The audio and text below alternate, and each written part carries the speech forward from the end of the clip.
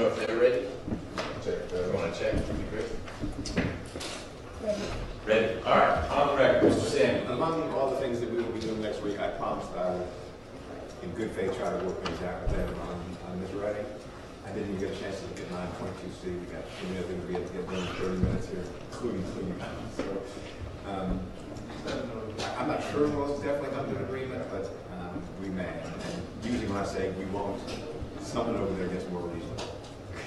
Okay. I believe throughout this you have endeavored in good faith to sort out what can be sorted out in a manner that protects your client's interests. So I was just flagging that the 30 days may have run, and that may put things in a slightly different procedural posture, and was inviting you all to revisit that. We will do that. Great. And Sellers, that can take some time today, so I'm wondering if we're really going to call him at 3 o'clock when we're going to. Well, I don't know that his testimony would take all that long. The discussion His testimony is pretty lengthy. It's not. Pardon? His testimony is a lot more than my motion in limine. I mean, he testifies at length about conversations and meetings he had with, well, I should say it's their witness, but it's not just that one sentence. That's just what I'm objecting to. Okay. Dr. Sellers is one of the 2 surgeons who worked on Ms. McIver up in the OR, not down in the ER. And then went into the OR and met with. Sure. And had that conversation, and then another, whatever, 20 or 30 minutes worth. Okay. And it's going to be like one of the nurses. Okay. Well, it depends which nurse. Some of those were longer, some of those were shorter. All I'm saying is, if we're going to do it today, we ought to figure that out sooner rather than later. My thought is, let's figure out how far we get with Detective Smith, and that'll inform what we do. Well, we know how far we're going to get with. We'll finish with Detective Smith. We'll see how much time remains, and that will inform whether we get to Dr. Sellers. But I'd ask that he stick around and at least one other witness, and we'll see where we get.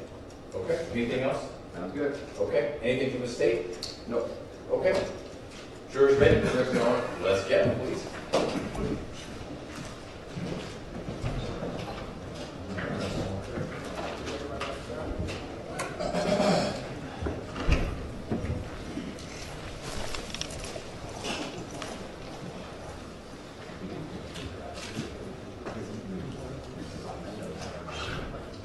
All rise for the jury.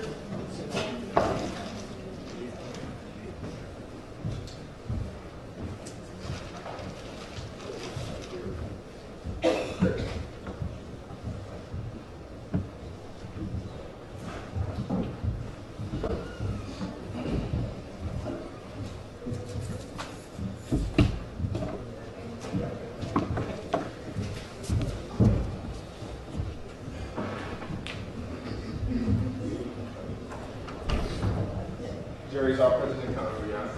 Thank you, Deputy Kane. Thank you for coming back, Detective Smith. You all can be seated.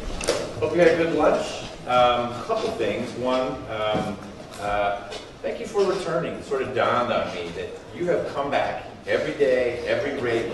There's no one keeping you in that room. We'd find you if you ran. I mean, let's just make it clear. So you don't get any bad ideas over the break we're going to take, and there'd be unfortunate consequences for whoever ran. But you could, and you come back, and generally with a smile on your face, so thank you for doing that. This has been some time, and it will be some more time, but it's obviously something real important. Second thing, just before we broke, Mr. Harvey engaged in something of a speech that really wasn't salvageable with a comma correct.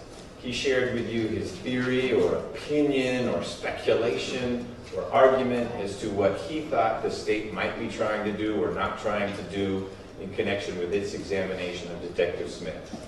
He has a time and an opportunity to do that, should he want to do that, and that'll be in his closing argument. He's going to try not to do it again. I say try, I don't control him directly either, but I'll intervene more forcefully, and it's something he shouldn't have done. He's free to ask this witness questions, but within those questions, he ought not to share his perspective with you all about what the state's doing or not doing or anything like that.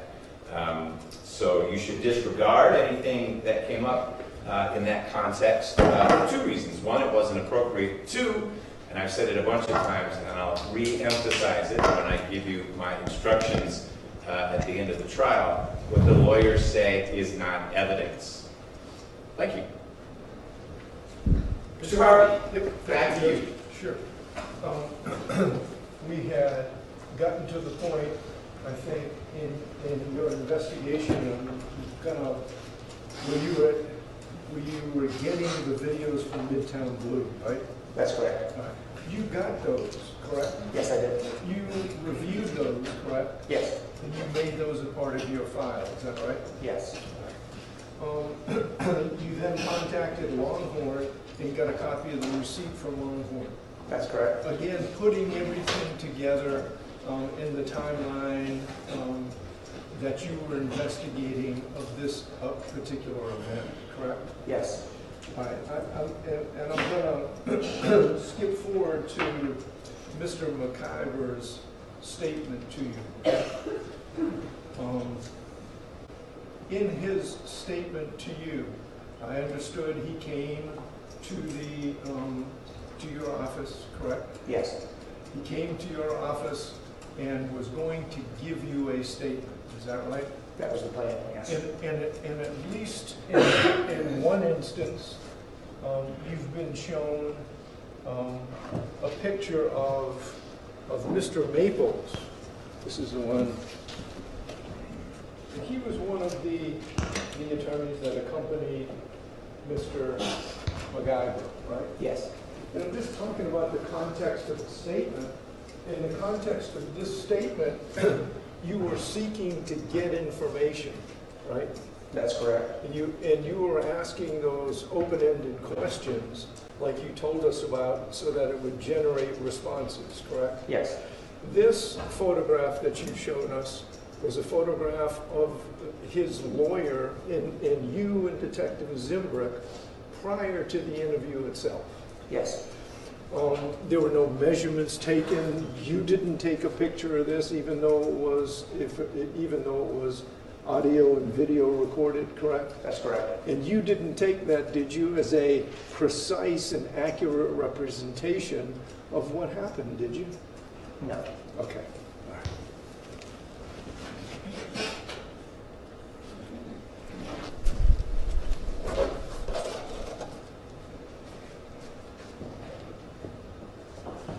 While we're doing these, same thing with this picture, and I'm sorry, I should have identified it for the record. The one we're about to talk about is 285A. The one we just talked about was 281A. Same thing here. You're in the interview. You're in the interview with Mr. McIver. He's answering questions, correct? Yes. And what you see is him describing something to you with his hands underneath the table. Again, there were no measurements taken. There were no questions directly related to the actual contours of where he was sitting and how he was sitting. Is that correct? That's correct. And you didn't take that to be an exact, this is how it is and this is precisely what happened. Is that right? That's correct. Okay.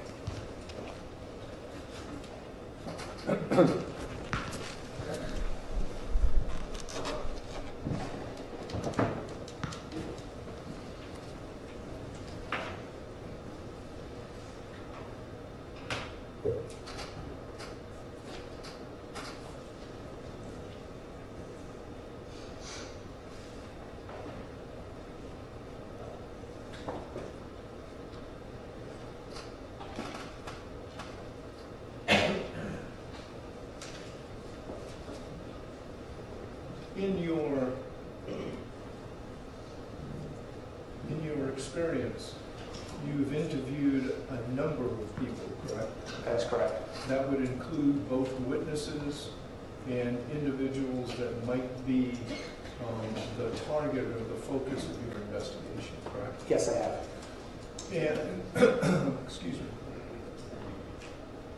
part of your job is to evaluate what the witnesses or people may say and put it together in in a comprehensive way in your investigation, correct? Yes, that is correct. In other words, when people tell you something, that's not necessarily the definitive answer to any of the questions or your investigation. In other words, tell me what happened. Okay, thank you, see you later. Right? Sure, the question Okay, is. the question is, you evaluate the interview of each particular witness or other person for how it fits into your total investigation, correct? Yes, It's not like that when you interview somebody, that it's automatically accepted or rejected by you, correct? that is correct. Okay. When you interviewed Mr. McIver, did he ever tell you that he was cleaning his gun in the bathroom and it went off? No, Did he ever tell you or say that Danny Joe was not in the car? no, we did not. Did he ever say that Diane McIver had asked for the guns? Had asked that Diane said, hey, let's get the gun out. No, Okay. He did not tell you, did he, that he called 911? no, we did not. Okay. He didn't say anything in the interview with you about any protests or Black Lives Matter. That is correct. Okay. He, in fact, told you that he had made the judgment call, and use those words, I made the judgment call to go to Emory. That is correct. And you knew at that particular time and had investigated that there was, in fact, construction on I-85 at the time that this vehicle came down off of I-85, the connector. Yeah, the northbound connector was a paving project. He never told you that the vehicle hit a bump and the gun went off. That's correct. So during that interview, none of those things were directly related to you, correct? None of the things I just mentioned, those. None of those were mentioned during the interview. Is that what you're asking? Yes. At the end of the interview, one of the things that you wanted to do was to take a buccal swab, correct? That is correct. And a buccal swab is used to be able to identify or get a DNA profile from somebody, correct? That is correct. And that was the last thing that you did in that particular interview. Is that right? Yes, it is. All right. In that interview, I mean, we've talked about a lot of things that you did. This interview was on September 28th of 2016, right? Yes. So everything that you accomplished, including a interview of Mr. McIver by September 28th of 2016. Yes, that's correct. You, the very next day, on September 29th of 2016, you met with Dr. Suzanne Hardy at Emory Hospital and you interviewed her. Is that right? Yes, it is. September 29th, you also met with someone over at Emory to try to get the surveillance from the emergency room valet service or entrance, correct? Yes. September 30th, we're only 4 days out here, you contacted the golf course down at Reynolds, right? That is correct. Because you understood both Ms. Carter and Mr. McIver had told you that they played golf, and Mr. Stringer told you the same thing that afternoon, correct? Yes, And you wanted to confirm that and see if you could firm up the time frame in which that happened. that's correct. So you contacted the folks down at the Gold Course at Reynolds at Lake Oconee, correct? Yeah, at the golf course. And you told Mr. Rucker that you contacted the Putnam County Probate Court to get information about the carry permit, correct? That is correct. That was 8:30, all this is before 9 o'clock on September 30th of 2016, correct? Yes, Now,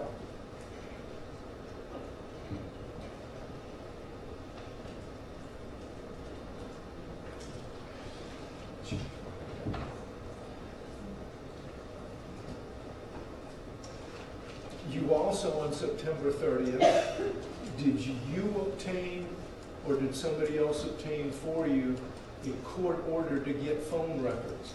I obtained those. Okay, so you went to court thinking perhaps there would be some kind of evidentiary value to obtaining phone records. Now, those phone records, you knew Mr. McIver's phone number, right? You knew Diane McIver's phone number. That's correct. You knew Danny Joe Carter's phone number. Yes, All right. And did you obtain court orders for all of those phone numbers and phone records? yes, I did. Okay.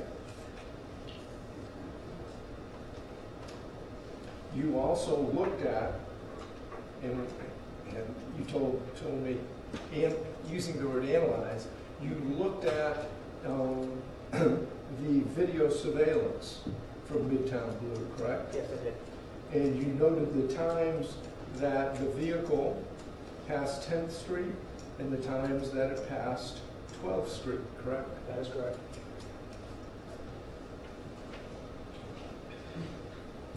On October 4th, you got the golf course records. Yes, I did. On October 5th of 2016, that was the first meeting with Mr. Rickard over at Corey Enterprises, correct? That is correct. So on October 5th, you went to Corey Enterprises, met with Mr. Rickard to try to obtain documents and other information relevant to your investigation. Is that right? That is correct. Mr. Rickard provided you what was at least the last will and testament of Diane McIver. Is that right? That is correct. And that was provided to you by Mr. Rickard on October 5th of 2016, Yes. right? You told Mr. Rickard that you obtained medical records for both the McIvers, correct? Tried to. Well, you obtained a search warrant, That's correct. and I'm just talking about the direction of your investigation, what you did to try to obtain as much information as possible, correct? That's correct. One of the things that you thought might be relevant were the medical records of both Mr. McIver and Mrs. McIver. That is correct. And in order to get medical records, you had to get a search warrant. Yes. You got a search warrant on October, I think, 5th of 2016, correct? Yes, I did. October 6th, you requested and were provided, not on that date, sometime later, Grand Bank financial records, correct? Yes, I did. Prior to October 6th of 2016, had you been in contact with the district attorney's office? I believe so. I don't remember the exact date. We had a couple of meetings shortly after the incident. Okay. Shortly after the incident, you were investigating the incident for APD, correct? That's correct. But you were coordinating as early as the last week in September and the first week of October with the Fulton County DA's office, correct? Yes. And when you investigate, it's often the case that you do coordinate with the DA's office. That's correct. We can contact them. Well, both for assistance in gathering documents, correct? That's correct. And perhaps for some strategic reason to say, hey, I'm going to do this, what do you think? I'm going to do that, what do you think? Yes, we do it quite often. Okay, and that's an ordinary occurrence, is that right? Yes, it is. And in this case, that's what you did. In fact, you early on started coordinating with the district attorney's office, right? That's correct. And on October 7th, you told us you got the vehicle back, right? That's correct. Now, when the vehicle was released after it was processed, were there any limitations? In other words, you had it in your hands, correct? That's correct. You could do whatever kind of processing, photographing, testing that you wanted to do at that particular time, or were authorized to do at that time, correct? Yes, that's correct. And the decision, is it on? No, it's off. Batteries. Yeah. Just use the mic when you Yeah, just swing the mic. swing the mic.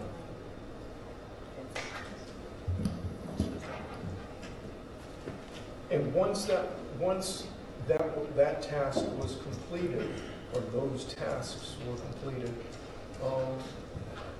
did you make the determination that the vehicle could be released? Yes, as the lead investigator, that's when we collected what evidence we believe, that's our procedures to release the vehicle. And when it was released, did you say, look, we may want it back, don't clean it, don't wash it, don't sell it, don't do anything with that, because we may want to get it back? No, nothing like that. So there were no prohibitions on the release of the vehicle as to what could be done with it. In fact, if it was sold during that particular time frame, it was just gone, or you would have to try to find it at some other location, correct? That is correct. Well, when you reached out to get that particular vehicle back, it was delivered back to you, right? Yes, it was. And indeed, the Fulton County District Attorney's Office was instrumental in helping you, or helping the investigation, get a court order in order for either you or the investigation or the District Attorney's Office to maintain custody of that vehicle, correct? That's correct. That's another example of the DA's office coordinating with your investigation, right? Yes, it is. And this is in October. This is October 7th. And you can refresh your recollection by the timeline if you want. No, I'm good. Yep. Okay. On that same day, October 7th of 2016, you contacted another assistant district attorney at the Fulton County DA's office for assistance in getting records from Peachtree Planning, correct? That is correct. And also for requesting Mr. McIver's employment records, correct? Yes, that is correct. And once again, the Fulton County District Attorney's Office was instrumental in helping you advance your investigation. That is correct. Did you keep any other notes about how many times and with whom you may have met with at the District Attorney's Office? No, I think a couple of times my unit commander approached us and said, we have a meeting with the district attorney, they want to talk about this. I don't remember the exact dates and times. I think we were just updating on the course of the investigation. Okay, did it come through your chain of command? Is that how it came? Yes. But it came through chain of command saying, okay, let's go talk to the DA's office and see where we are. That's correct. Okay. October 11th of 2016 was your second meeting with Mr. Rickard, correct? Yes, it was. Do you remember how that came about? Did that come about by you reaching out to Mr. Rickard or Mr. Rickard reaching out to you and saying, hey, I found some more financial documents you may want to take a look at? He reached out to me. I provided my contact number if anything else came, any other documents that we thought were necessary. So he contacted me with this new information. You then went to Corey the October 12th. Yes, I did. And one of the things, well, you talked with Terry Brown, or had the opportunity to talk with Mr. Brown, correct? Yes, I did.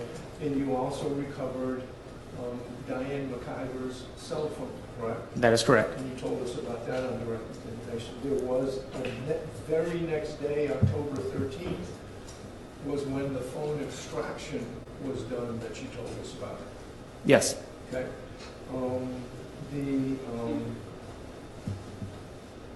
That same day, October 13th of 2016, you were in contact with someone at the ranch, correct?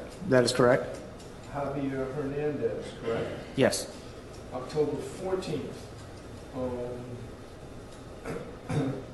was the day that all of the financial documents that you had recovered, that you looked at, were turned over to the Fulton County District Attorney's Office. In other words, all the financial records in the middle of October of 2016 were turned over to the DA's office. Correct? I don't think all of them, whatever we had received, I think there's still some outstanding records that had not come in yet. Whatever was available, we were able to get that. You can't turn over what you don't have. That's correct. And I think my question was, all the financial records you had as of that date were turned over to the DA's office so they could analyze it and help you with your investigation. That's correct. You got a GBI crime lab report because you sent the gun and other items to the GBI crime lab, correct? That's correct. All right. Now, there is, I think, a time frame here between October 14th through December 20th that you were getting additional documents, correct? That's correct. The district attorney had documents and other evidence and other updates that you had provided them, correct? Yes. And there was virtually no other activity between October 14th and December 20th? Not related to this case. Well, I didn't assume you were taking a long vacation, okay? But during this period, the district attorney had been updated on your investigation, been provided documents about the investigation, coordinated with you about the investigation, and then on December 20th, you made the decision to take out warrants, correct? Correct. I think we had a final meeting with the district attorney's office not Okay. too long before that. You had a final meeting with the DA's office before the warrants were taken out. And when we talk about warrants, warrant is something that only requires what's called probable cause, correct? That's correct. And a warrant is taken out by an officer such as yourself going to a magistrate without anybody else being there, correct? That is correct. And telling the magistrate that you would like a warrant and giving the magistrate the basis for the warrant, correct? That's correct. It is not subject to cross-examination. It's only by based upon probable cause, correct? Yes. And that's the way a warrant is taken out, and then the case goes forward, correct? That's correct.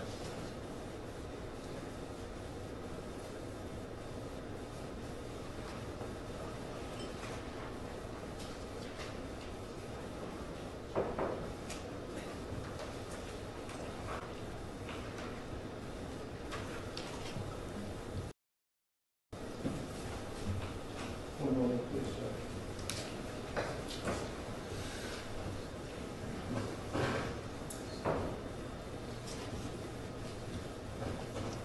Thank you, Judge. I'll pass the witness. Returned to Mr. Wright.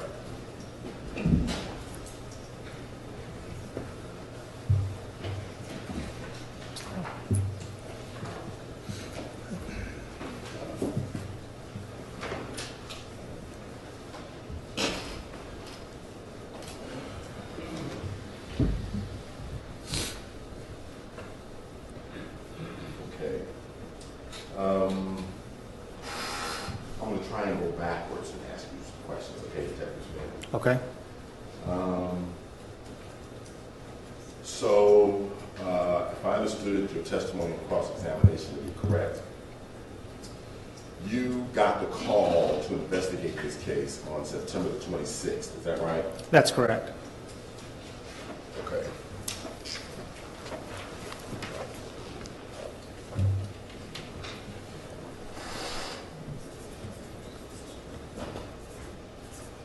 And the last notation in your report with respect to the work you did on the case, I thought you said it was October 14th.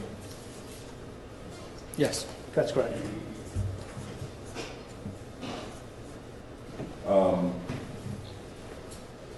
Do you know that to be about 19 days or so?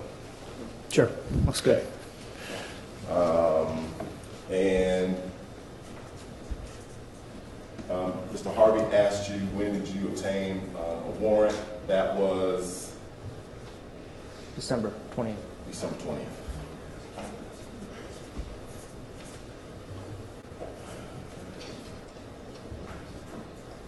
And so,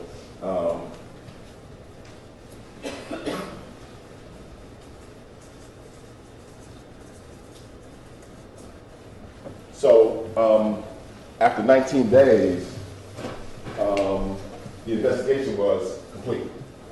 I wouldn't say complete. I was still waiting on some financial documents from Mr. McIver. Okay. And then when you received the financial documents, did you look at them or analyze them in any way? Again, I briefly looked at some of the statements, but like I said, all I showed was deposits and credits. Okay.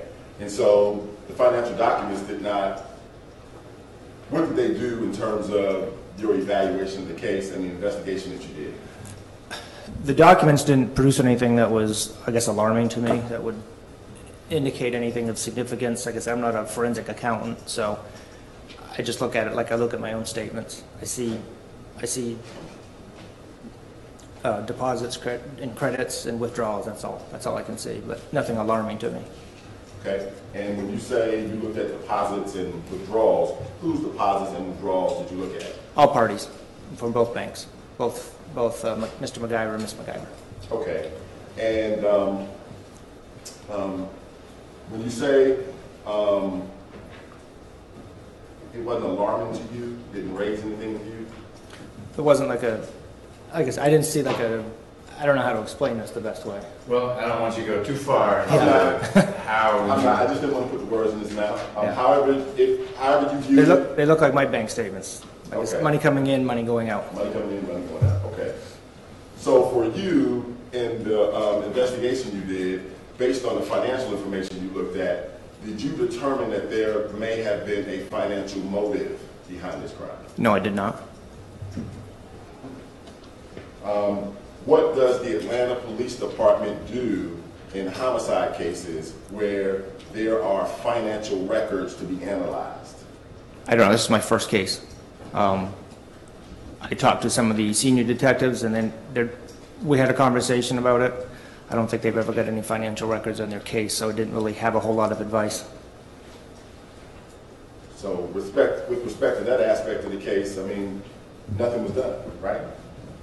I don't have the capability to do it. It was my commander at the time said the district attorney's office would volunteer their services to go over the records. Right. But really what you did was you just provided us with some of the records, right? With all the records, yes. Okay, we say all the records. Tell me what records. Whatever records that I requested. And what records did you request? Requested the Miss McIver's records from Brand Bank, I believe. I obviously had some assistance getting his work records from his work from Peachtree Planning. I don't know if those are considered more financial records or more employment records. And I believe the SunTrust records from Mr. McIver. Those are all the records that I got. Okay. Okay, so you never got any of the other records? Just what I mentioned. Both bank accounts? Which other bank accounts? You didn't know there were other bank accounts? I looked at the best information that I had based on, I think I had one where I sent a request for Regions Bank because I thought there was a Region Bank that sent me a letter that said there were no accounts. So I followed the account trail the best that I had the capability of doing. Okay. How about credit card accounts? No, I did not request those. tax returns? I talked to our major fraud detective. He said those are very difficult to get. So I did not get those. Very difficult. Did he say it was impossible? I did not get them. Okay.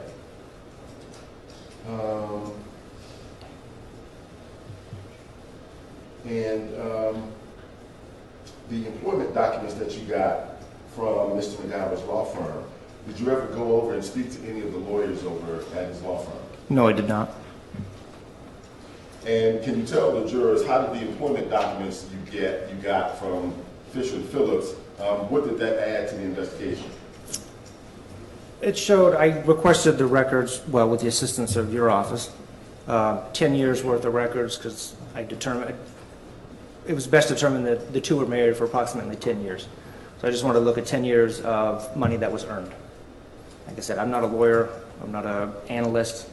I can't tell you what all these documents mean. I looked at the yearly salary from the 10 years that I got. Okay. And can you tell the jury, did you notice any increase or decrease in Mr. McIver's salary over the 10-year period that you looked at? It decreased towards the end of the 10 years.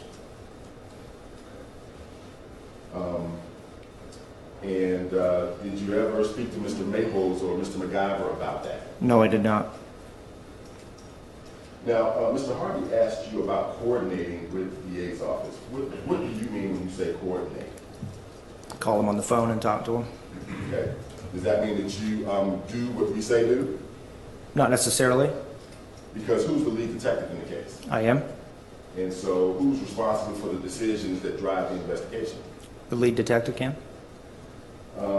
And did you coordinate with the DA's office before the vehicle was released to Mr. McIver? I believe we had released it before. Did you coordinate with the DA's office before the interview of Mr. McIver? No, I did not. Did you coordinate with the DA's office with respect to the any testing that was to be done at the GBI crime lab? Yes. I don't know if it was passed through my chain of command, but it was asked me to get the gun to the GBI so they could start the testing on the firearm. You coordinated with the DA's office about that? I didn't say I coordinated. I said the information was That passed my down question. from My my... question, did you coordinate? I did not. Okay.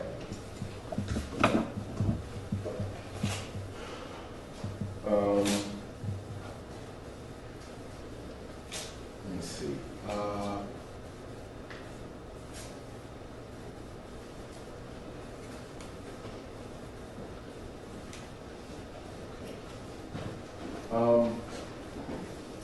The release of the vehicle back to the DA, back to the defendant.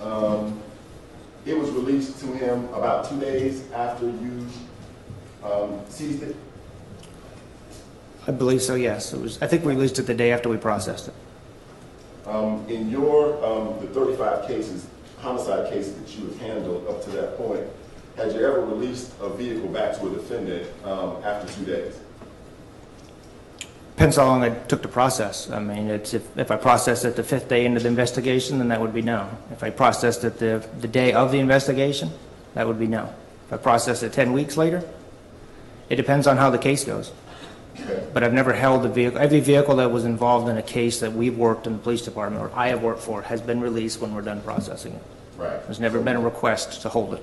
Okay, I understand that. I guess my question is, have you ever released it in such a short amount of time? 2 days. To your knowledge. Do you remember? I can't recall with all my cases. Okay.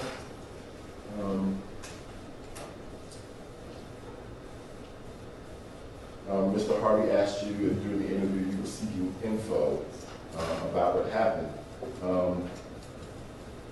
But correct me if I'm wrong, you never asked the defendant the question to show me how the gun went off. That is correct. Did you ask him directly, Mr. McIver, did you pull the trigger? Did you ask him that? I did not.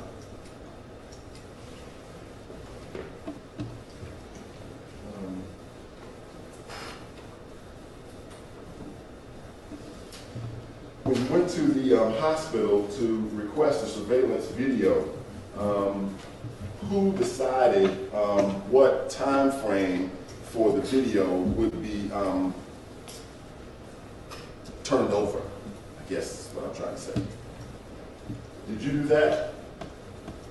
I'm confused on the question, I guess. Okay.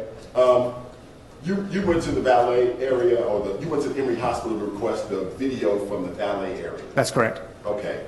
And when you requested the video for the valet area, did you request video that would cover the time when Danny Joe Carter would have left the hospital to get the phone, or when Mr. Maples would have arrived? No.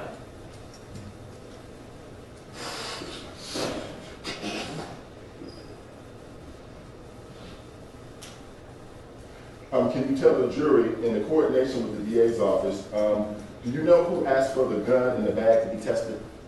I do not recall that, so I think that came through my chain of command. Okay. During the course of the investigation, did you meet an investigator in our office named Terry Jackson? I believe we have met a few times. Okay. Can you tell the jury, did you, when you watched the valet video, did you see that when Miss McIver was removed from the vehicle, she wasn't wearing any shoes? The valet video that I recovered didn't show any of that. Oh, okay. Which valet video did you recover? The one that they had in front of the construction zone. Okay. You never got the valet video from the hospital that showed Mr. McIver walking alongside the vehicle? No, I did not. That was my error. I had contacted a representative from Emory Security. They informed me there was no security footage. That was my fault for not physically going over and checking to see if it was there.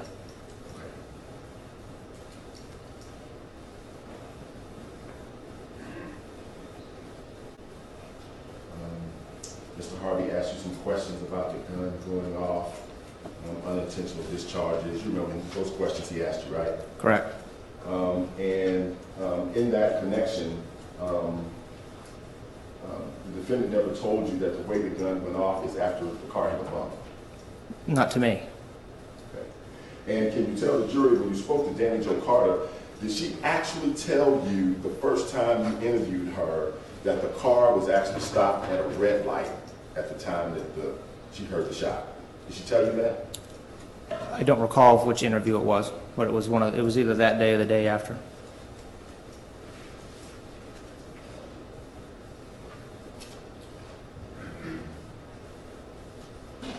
Mr. Harvey asked you some questions where he said, you know, you knew that the defendant had the gun, and you knew that the gun went off, and you knew that the bullet went through the seat.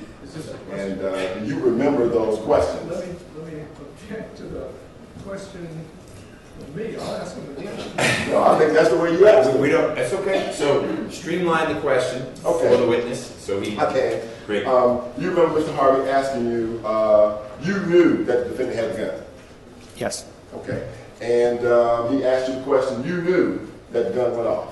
that's correct. What's your question about those questions? Or his answers? Did that impact the decision you made with respect to the investigation at that time? It was information that was relevant to the case. Okay. And it was because you knew all those things you told Mr. Harvey that you didn't believe it was necessary to test for gunshot residue. That's correct. And you also told Mr. Harvey that you spoke to Danny Jo Carter and told her that you were going to interview the doctors. That's correct. But not the nurses. Correct. Okay. Now, in the course of the 35 homicides you investigated, and first of all, do you have just a general bias against nurses in interviewing them with respect to criminal cases? I usually will just interview the doctor that did the medical treatment to the victim. Okay. I don't remember the last time I interviewed a nurse at a hospital about what somebody may have said or something that a doctor may have overheard while administering care to the patient. Okay. Even if you found out that there were perhaps nurses that observed the defendant or had opportunities to talk to him, you wouldn't interview nurses? Again, I did not interview the nurses. And you wouldn't interview them even if you knew that? I didn't have any information. Let me object to the form of the question. That was a assertion, and that's not what you said. Okay, okay. Fair point, but you can explore this area in light of what happened on Cross, but just don't tell them the answer you're hoping to get. And I wasn't trying to. Okay. I wasn't trying to. I guess what I'm trying to find out is, would you interview nurses at a hospital if you knew they had an opportunity to observe the defendant and like talk to him? Each situation's different. Would I have gone back and done it? Possibly.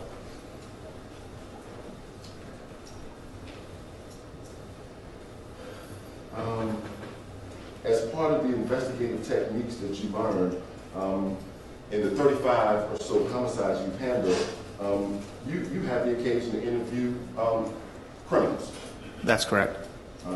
drug users, Yes. people that have a motivation to lie.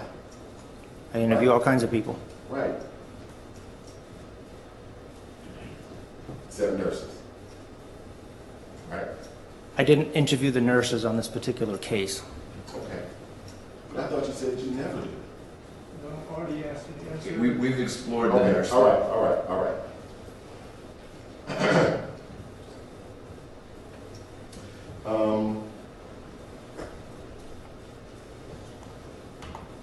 You told Mr. Harvey that you wanted to develop a timeline. You remember that? Yes. So in the development of the timeline, how far did you go back when you started? Just that day. Well, into that Friday before the incident occurred. Okay. So Tried to. who did you talk to from that Friday before the incident occurred? I think, well, we didn't talk to anybody on that Friday. Ms. Carter's information was that they arrived at the ranch on Friday and went through the weekend, played some golf, came home, went to eat. Did you talk to anybody who may have come into contact with them before they left to go to the ranch? I did not. Did you talk to anybody who may have given them perhaps you okay? Bless you. You're right. Teeth come out? Just the film. The crown will stay in. It's a good dentist.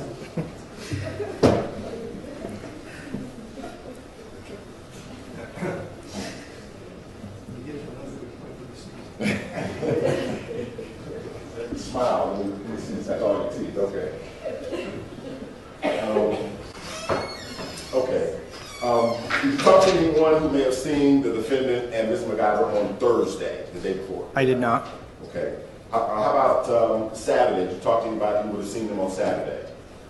Other than, Other than Dan Joe? no. Okay. Well, I believe Mr. Hernandez, we'd spoken to him. Mr. Hernandez. And in your conversation with Mr. Hernandez, did you actually go to the ranch to talk to him? I talked to him on the phone. On the phone, okay.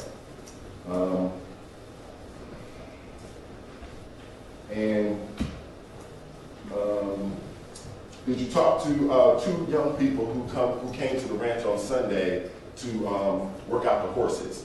I did not. At the time that you investigated the case, did you have their names? I did not. Do you know their names as you see here today? I do not. Okay.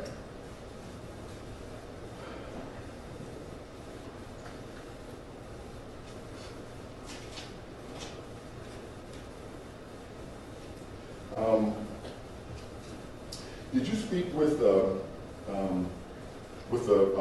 employee there at Corey named Jay Grover about any conversations he would have had with the defendant on Tuesday, September 27th, which was the same day you were supposed to have your 1 o'clock interview with him? That name doesn't ring a bell to me.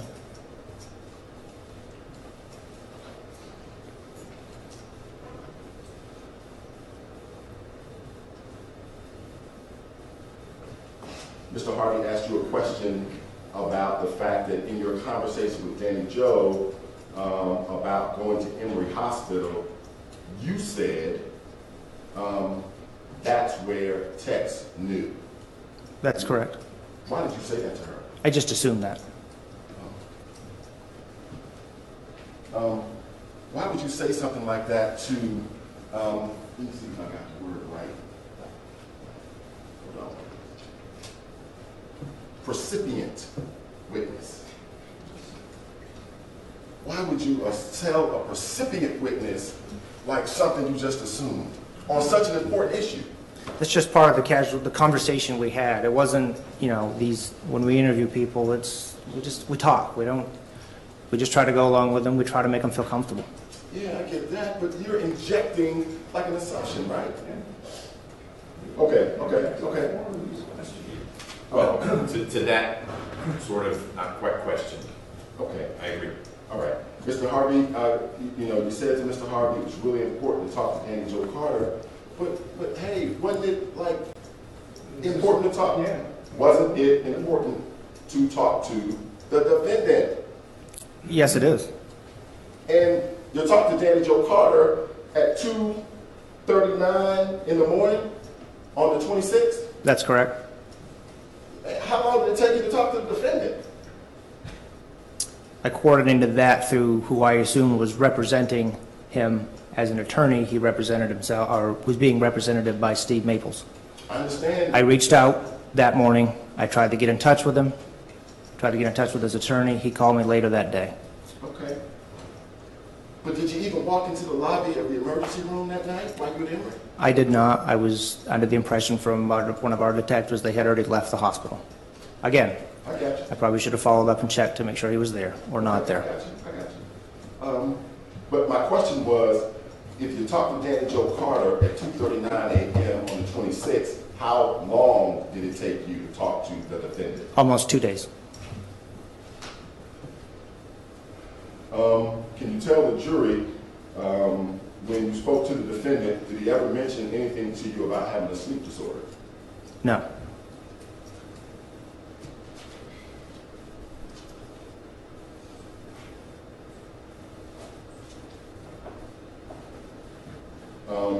In your processing of the vehicle, did you determine whether or not it had a navigator system or a Bluetooth calling capability? I did not.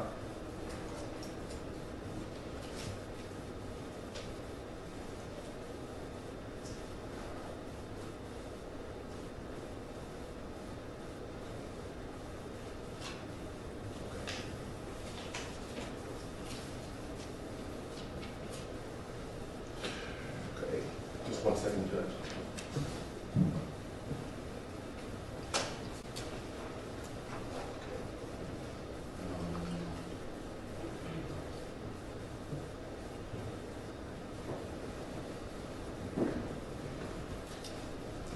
Okay, all right, thank you, that's all.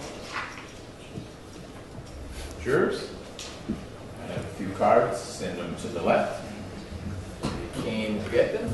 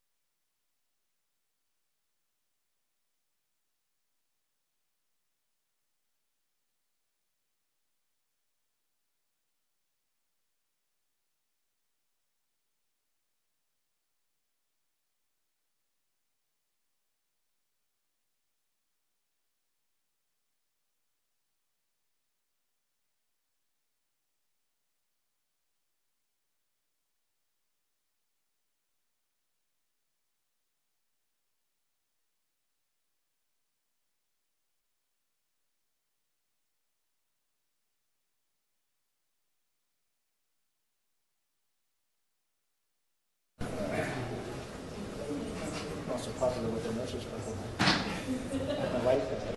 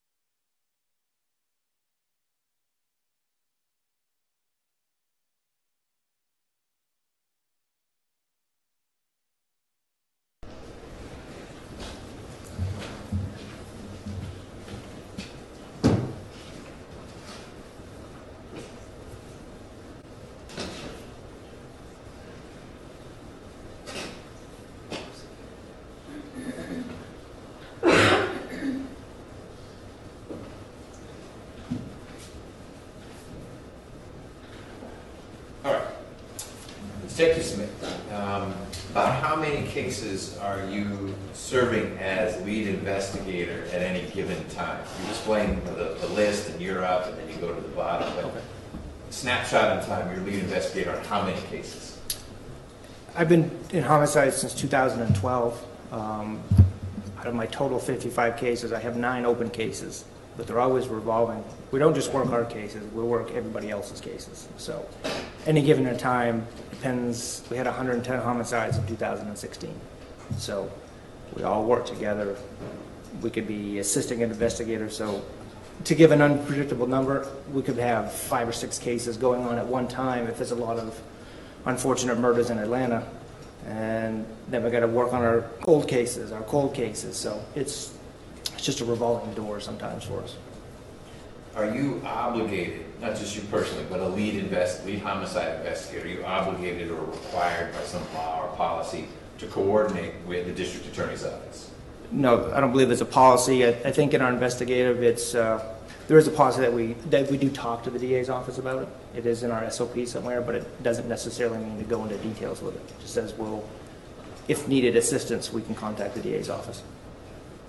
Can you explain to the jurors why you told Danny Jones, Carter, why this situation sounded to you like an accident before you had completed your investigation? So this would have been in the context of that first interview. Okay. During that interview, I want to make people feel as comfortable as possible. Her good friend just died. The last thing I want to do is throw the, I don't know if I could, I didn't want to scare her in thinking that we were looking at him as somebody that murdered his wife in cold blood, because that sometimes will change the tune of that interview real quick. I've had that happen. We start the interview, somebody will say, I don't think I want to talk anymore. Interview's done. Okay. There were 2 different sets of surveillance cameras you talked about near the scene of the shooting, Midtown Blue and Vic. Right. Tell the jury why you weren't able to get anything on the Vic cameras. Vic doesn't have any cameras there that are owned by the city of Atlanta, at least those 2 anyway. Those are the 2 we're speaking about on 10th and 12th Street. Midtown Blue has cameras the city integrates into that system. I believe it's the same system. I believe during that time frame we had moved offices in Midtown Blue. I don't think the cameras were able to be seen by the Vic Center yet. They hadn't fully integrated, but they are integrated systems. Midtown Blue is separate from Vic, but Vic can view Midtown Blue cameras. Midtown Blue cameras can't view Vic cameras. Like, they can't see what's going on downtown, nor do they need to. So they're all integrated. Does your report, or did the report you compiled include autopsy results for Ms. McIver?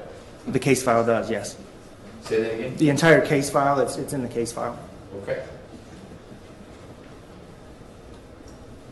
Do you know why the vehicle, the Ford SUV, was seized a second time after it had been released initially after you processed it? The district attorney's office requested that we ask to get the vehicle back. Did you wear gloves when you got in that SUV the very first time to get it out of the garage to the tower? I believe so. I honestly don't know. I usually won't touch anything without gloves on, but this was just to drive out of the vehicle. I mean, I honestly don't remember, but it's usually common that I have my gloves on. Do you know where the SUV is now? I can't speak for that. Last time I saw it was February 2nd of 2017. Mr. Rucker, any follow-up with Detective Smith based on those inquiries? Just a couple. At the time that you received this case as the lead detective on September 26th, did you have any other cases that you were working as the lead detective? Yes. How many? I'm trying to remember that year. I know I was working one that happened just before that in the summer. I worked two following that. And I think that's all I had open that year. And I was trying to go back. I had a couple from the year before. So it was just, plus all the other cases that we were assisting with. Okay. So it'd be fair to say, what, at least 2, 3? Well, I had two after the incident, one just before it. I handled 9 cases that year. Okay. I'd have to look at my sheets and see exactly which day they were closed. Okay. And I think in your answer you said that Vic has cameras downtown. Can you tell the jurors, are there any Vic cameras on Piedmont and 14th, all the way up to Piedmont and Monroe? They informed me that there were no cameras there at all, Midtown Blue or Vic, that I was informed of. Okay. All right. Okay, thank you. Mr. Harvey? Thank you, Detective Smith. I understand that we've talked some previously about your use of investigatory techniques in the way that you try to make sure that the person that you are interviewing continues to tell you the information you're seeking and to continue to be as candid as possible with you, correct? That's correct. You had talked to Danny Joe Carter on September 26th of 2016, and before you made the statement, "It sounds like an accident to me," Danny Joe Carter said it was an accident, correct? That's correct. And you just told us that you wanted to make sure that she was comfortable. Her best friend had just died, correct? That's correct. She was upset, correct? She appeared to be. And she had just told you, that it was an accident. In order to elicit and to continue to elicit as much information as you could, you said, "Sounds like an accident to me," right? That's correct. And after you said that, she continued to say, "It was an accident." In fact, she said, "It was a horrible accident," correct? Yes, I believe so. Thank you. Thank you, Detective. Thank you, Judge.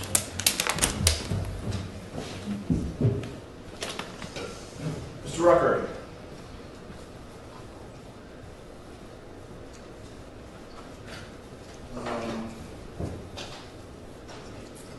Okay. Understanding what the court has discussed with us with respect to scheduling, for the first time in the trial, I'll make it unusual, perhaps. The court is in a joking mood. I'll call it an Easter Bunny request. And that is that perhaps the court will allow us to break a little early. I know we are at about an hour and 25 minutes or so before our breaking point. But I've got 3 witnesses here, each one of them substantially. We will not be able to complete a direct and a cross-examination before our break time. Who are the 3? It'll be Sheriff Seals is here. Howard Seals. I know. I'm just- Okay. And we've also got Dr. Sellers. And we have Investigator John Griffiths. Why wouldn't we get through Sheriff Sills in time? Of the 3, that's the one I view as most promising. Maybe you could huddle up with the defense, but my understanding was that no one's limited, but the reason why he's here, based on the conversation we had recently, was pretty limited. Well, it's limited on that issue. However, there is a long-standing relationship between he. Well, I don't want you to get into Okay, I didn't want to get into it, but I'm just saying, But- you're asking me why. It's not just limited to that. Okay. Have you discussed with Mr. Harvey what you might want to cover and what he'd try to cover to see what we could do? Because I'm thinking in a couple dimensions. One, we've got jurors here and they're willing to stay. This witness has come from. They're not happy with that, they're willing. I didn't attach an adjective, but it's another witness we take care of this week.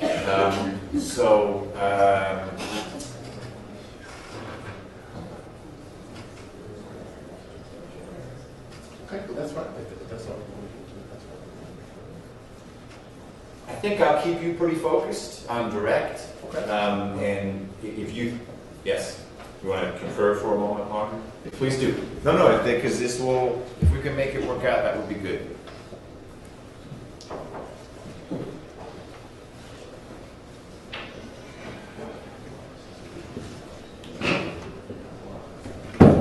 Sure, if it's quick.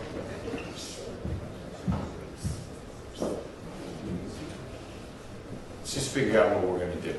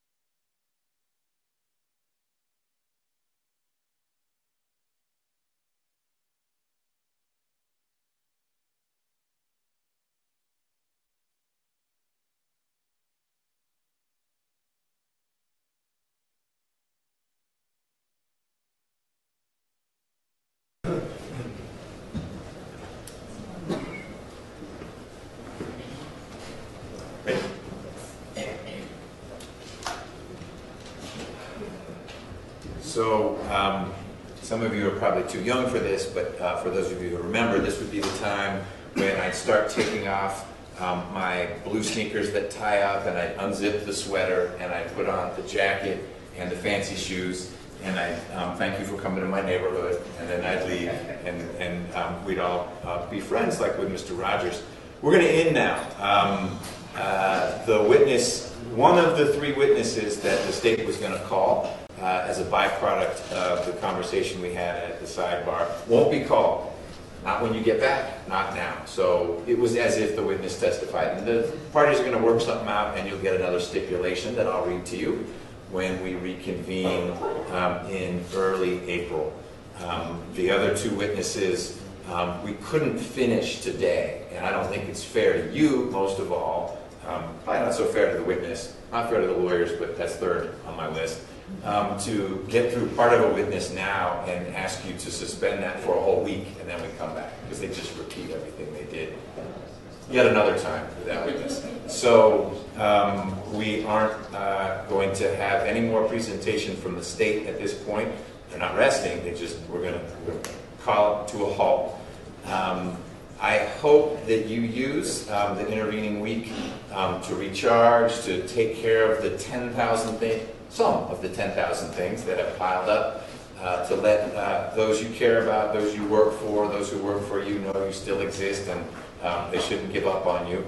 But I also trust that you will spend the week safely. Obviously personal safety, not that I have any concern about that, but safely in the sense that you stay away from news. There ought not to be a whole lot after today. Hopefully other things will happen in the world for the media to pay attention to, one would hope, but you need to not do any outside research. You have perfected the technique of putting down your questions on a little 3x5 cards, and when they are proper questions, then I pose them to the witnesses, and that has worked real smoothly. Thank you for handling it that way. But folks are going to want to talk to you about what the heck has been going on in your life, and you just can't engage them other than to say, it's been an amazing experience, and I can't wait to tell you all about it when we're done with the trial, but we're just not done yet. And resist that temptation to do something like that. As I mentioned, anything you leave in the jury room other than your notepads and whatnot are at risk of being eaten by other jurors, by whoever haunts the courthouse in the middle of the night. We do have storage, so leave your notepads where they are, and anything else that you'd like to have. And Deputy Kane's going to be back there, and Ms. Hansberry's out now, but someone who's helping us will come back so you can say, no, this stuff I want to keep. Even if it's a bag of chips and you want to keep it, that's great. We'll just get it to a storage space in the chambers area so that we can make it look just like home when you come back on Monday the 9th. We're going to start at 9 on the 9th. That should make it easy to remember, and you know the routine. So however you've been amazingly getting here on time, keep doing that when we resume on the 9th. I have talked with the lawyers. The state says the end is in sight in terms of when they would close, meaning rest. You should know that when the state rests, we'll be taking a break, not meaning we'll see you in another week, but there are a whole bunch of things that have to happen procedurally when the state rests. And so it could be if the state rests, I'm making this up, at 2 o'clock in the afternoon on day X, that I say, you guys just go home. Because we have to work through enough stuff that we'd get you back out here at 5:15. So why make you sit in the jury room while we do all that? Then we'll reconvene to figure out what's next with the case, whether it's the presentation of a defense case, if they want to, they don't have to, no burden on the defendant, or if it's something else. But Mr. Rucker and his team have helped me understand that there's just not a whole lot of witnesses left. I don't think there are many people left in the world, but there are not a whole lot of witnesses left on the list of folks they expect to call. And then we'll reach that transition point and move forward from there. I just want to echo the thanks that I've given you all repeatedly for your dedication and commitment. If you have any logistical questions before we say goodbye for a week, I'm going to miss you guys maybe come Wednesday or Thursday, maybe. Yes, ma'am. Are we going to get the letters The letters, yes, they're here. Yes, the letters are here, and so Ms. Black is her name. Ms. Black is going to come into the jury room to help you wrap stuff up if you need us to store stuff. And she has a folder with a letter for everyone. You may not need it, you just want to frame it as a memento. But if you need it, it documents that you've been here all these weeks, that you get a week off, but then it's in italics. You are expected to be back here Monday, April 9th at 9 a.m. So yes, great question. We'll make sure those get back there. Yes, sir. Is there any rough indication of how long the defense's case, if they wish to present one, would take? No, well, I'll say two things about it. The consistent representation has been much, much, much shorter than the state's case, but the reason why it's a variable is the defense, should they choose to call witnesses, in some ways can be reactive. Well, let's see who the state called, and the state's not done yet. And so the state's decision as to who else the state calls between now and the time they arrest could affect, well, then we don't need to call these two witnesses, or now we do need to call these witnesses because of someone the state didn't call or something one of the state's witnesses said. So that's always more variable than the state's estimate, which turns out to have been rather variable also. But the representation has consistently been it would be much, much shorter than the state's case. Because, of course, there's no burden on the defense. They don't actually have to show you anything at all. But they're certainly entitled to. And if they wanted to, they could have an 8-week defense. But there's been no hint that it would be an 8-week defense. That hasn't changed, Mr. Samuels. 7, 8. Yeah, he's kidding. But we'll certainly give you an update after the state rests. That's when I would expect the defense to be able to say, okay, now that we know what we're dealing with, it's 2 days, it's 3 days, whatever it is. But it has always been discussed in terms of days, not multiple weeks. Okay? Yes, ma'am. Will they be resting that meeting when we come back?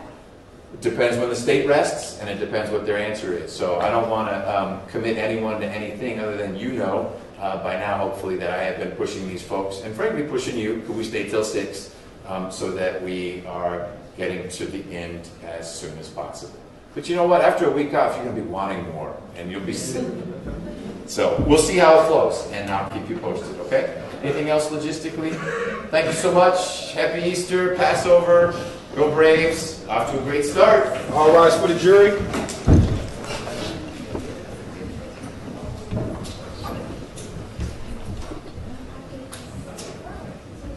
Deputy Kane, when they are all back there, will you sneak out and get Ms. Black? She's got that folder with their letters, and then if the two of you could work with them, meaning the jurors, about getting stuff out of there, that would be great. Thank you.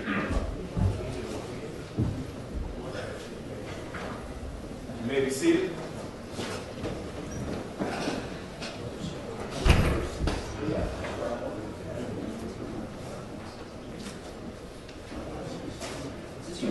Before you pack up, Mr. Samuel, I'm wondering why it wouldn't make sense now to use some of our found time to talk about Dr. Sellers. Okay, man. Great. That's not here, Chris.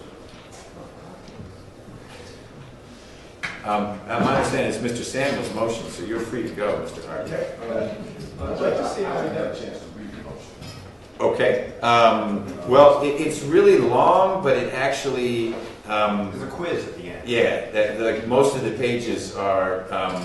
Mr. Samuels had some time on his hands, I guess, because it's an interesting read. But the defense doesn't like the fact that Dr. Sellers, one, may have been influenced by seeing what he saw in the news. We can work through that. And then there is a concern about what Dr. Sellers said, Mr. McIver said to him. And Mr. Samuel says that that line is, and I quote, utterly irrelevant to any issue that is before the court and is unnecessarily and unfairly prejudicial. So it's a 401 and a 403. Not relevant, and then it's unduly prejudicial. So that's really what we're working through. I just, I've been busy this morning a little bit. Okay. And I'd like to have a chance just to read it. And perhaps I can speak to him over the break and we might be able to work it out. Well, the working out point is if you are... Read one word. Yeah. He's stuck on the one word. And I mean, if the word's in there, the word's in there. And if you're planning on getting the word in, then we can talk about it. So what I'll do, you all are here till 4. We're going to talk about it today. If you want to take a 15-minute break and then we talk about it, that's fine. I don't think it's going to be a real long discussion, but I want to get closure on it. So both sides know, is he in the mix? And if so, for what? Is he going to be talking about this, that, or the other thing? So I hear you. You have been extremely busy, not just today, for weeks. That description, I think, applies to all of us. You heard the jurors' questions. How much longer is this going to go? And I think we owe it to them to use the time. I'll get you out of here by 4, which is what everyone agreed to. But let's use that time. I'll just take a couple minutes. Great. All right. So why don't we reconvene at 5 after 3, and that'll give us plenty of time to talk. Okay. All right. Thank you. Thank you.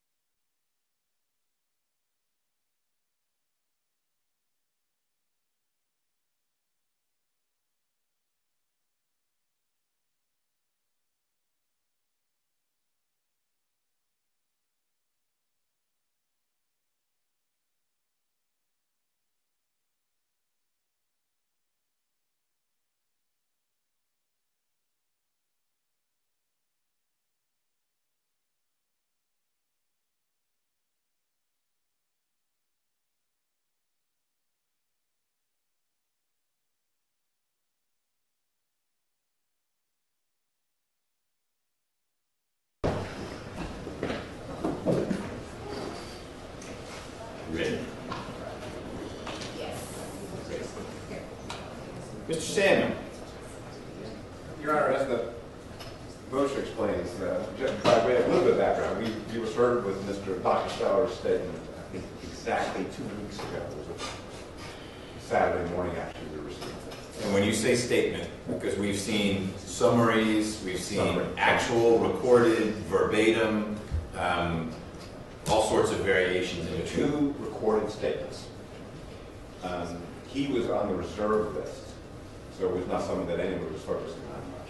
But then, what happened, as I understand, just from reading his statement, is that he thought he should call the DA or someone, the investigator, and say, I think I have some information that you may need.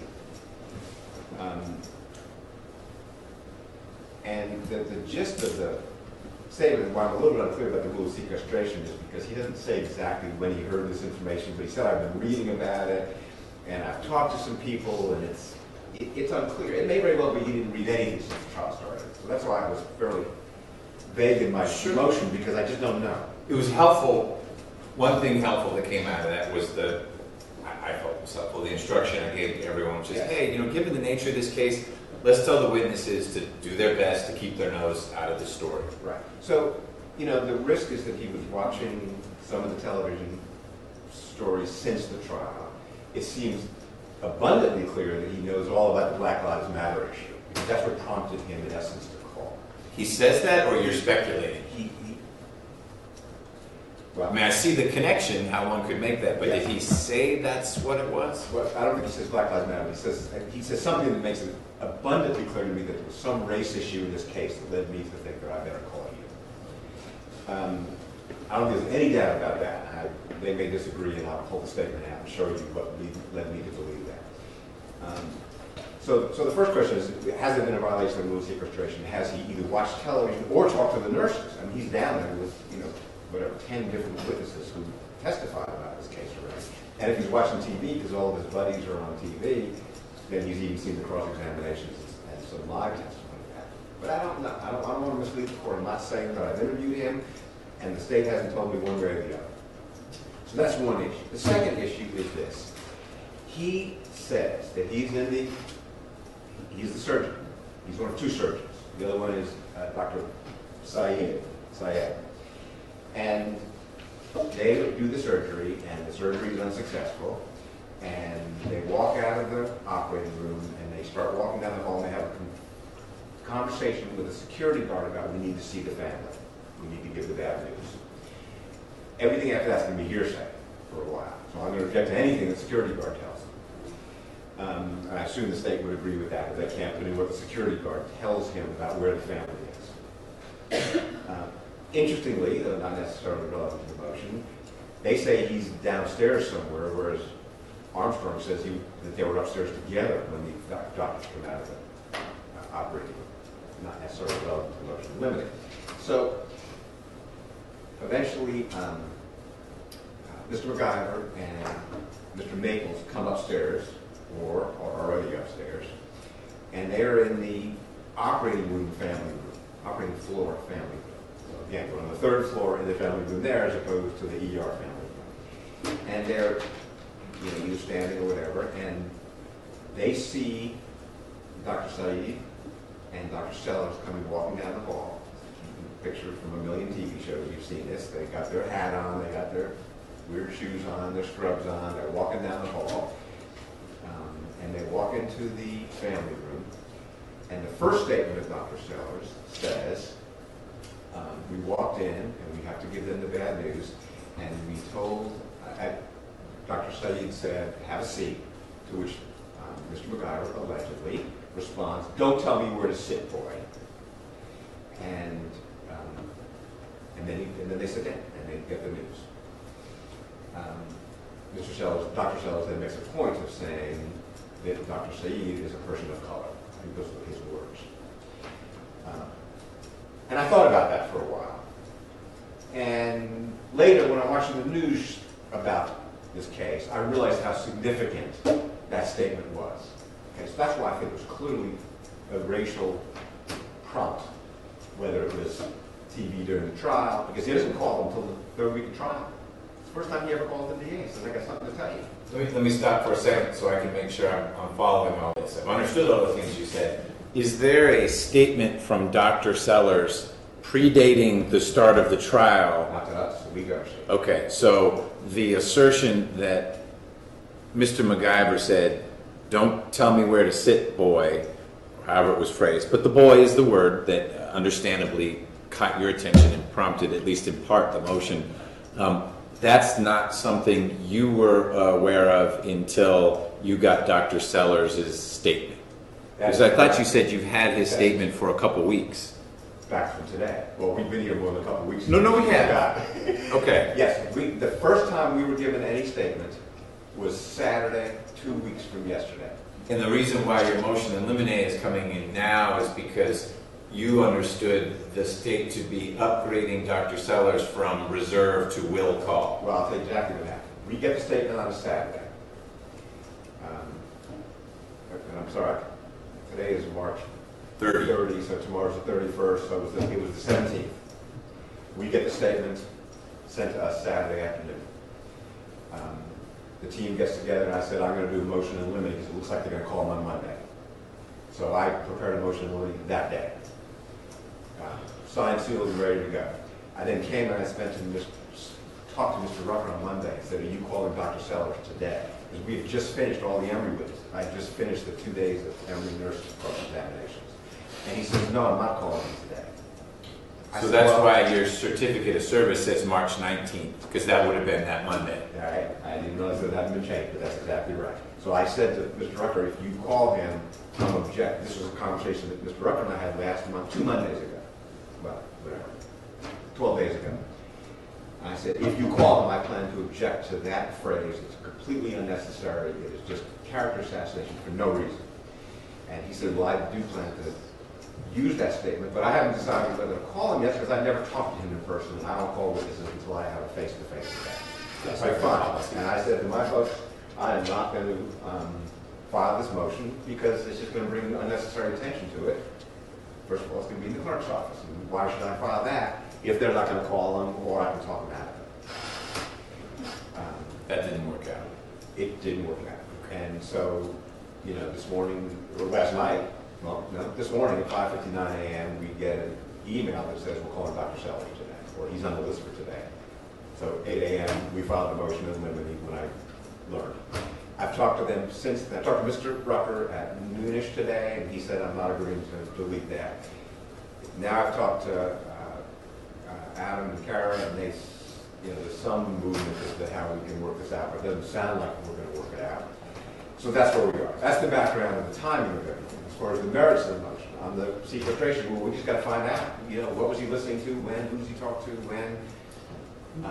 I agree with that, but how would he have violated a rule, the terms of which he didn't know? We're not punishing him, we're punishing the state for not telling his witnesses, don't talk to witnesses. The other nurses should have told them, should not have talked to them, if that's what he was doing. Okay. If it turns out he sat down with Sullivan and Neely and Brown, hey, what's been going on, or they approached him or whatnot. Okay. But if he read the newspaper, I'm not faulting him, I'm faulting the state for not telling his witnesses, don't read the newspaper and don't watch the TV. It's not his fault, I'm not asking you to punish him. I'm asking you to say the state has not protected its witnesses from violations of the rule of sequestration, and therefore they can't call the witness. Okay. If that's what happened. Yep. And again, I don't want you to think I overstated it. All I have is his statement where it seems to suggest to me that he's learning stuff. Okay. I'm not imputing anything more to you than that. We need to find out. All right. So on the merits of the motion of amendment with the actual statement, I've given you plenty of examples there in your little quiz where the courts have routinely said whether the defendant said those things or not, it is irrelevant. It doesn't make a difference if he used a pejorative term, a worse pejorative term, used the N-word, said boy, said, homosexual rant of some kind or another. It just doesn't matter. Why are you putting that in evidence? And the state says to me, well, that's what he said. Well, I'm assuming you're going to testify that's what he said. That's not an answer to the 403 question. It's not an answer to the 401 question. Why is it relevant to anything? He may have said lots of things. He may have said, I'm not going to sit down. By the way, I've had sex with ghosts. You wouldn't be able to put that in either. Just the fact that the defendant said something doesn't mean that it's admissible.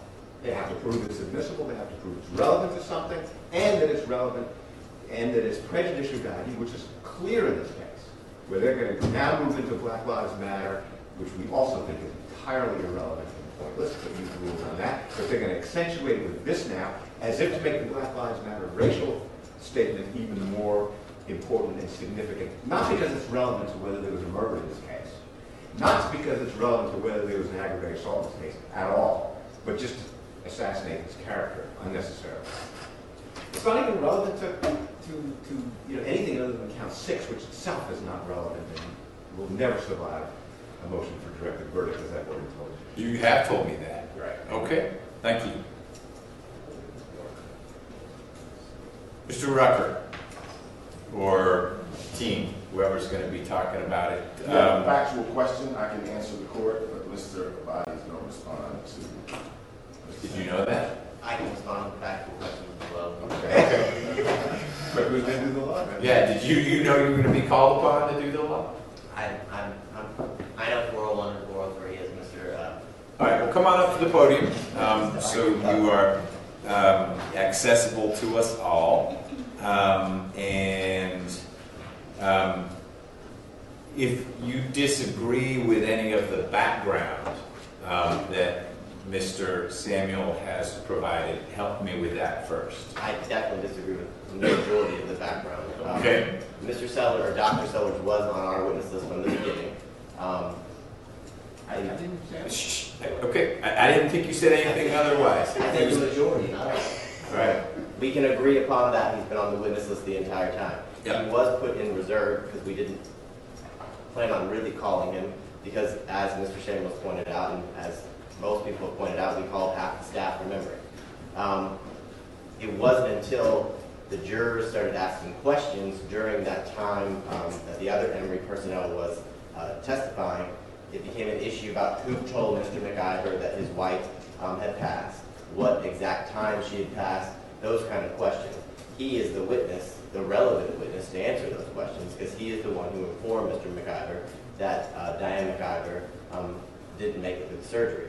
Where is Dr. Saeed? He's in the room as well. He is in the room as well, but he's not the one who makes the statement to Mr. McIver that your wife didn't make it through surgery. The message deliverer was Dr. Sellers. Yes, the message deliverer of the unfortunate occurrence was Dr. Sellers. Okay. Dr. Saeed was still in the room when it occurred, and when Mr. McIver walked in. Now, the statement that he's referring to is, don't tell me to sit down, boy, which Dr. Sellers witnessed Mr. McIver say it from his own mouth, as Mr. Rucker would say.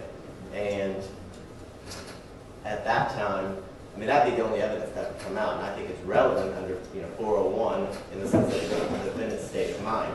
The jurors have asked an abundant amount of questions about how Mr. McIver reacted when he first got to the hospital, why he was at the hospital, and after he received this news. The statement he made in regards to Dr. Saeed is relevant to his state of mind at that time.